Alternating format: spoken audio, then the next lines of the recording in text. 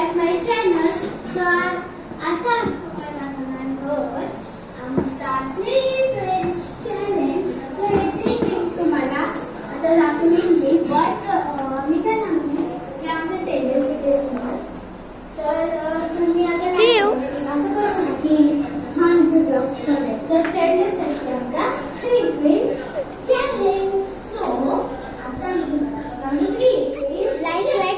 Like करा, share करा, comment करा, सबस्क्राईब करा. चॅलेंज चालू होते.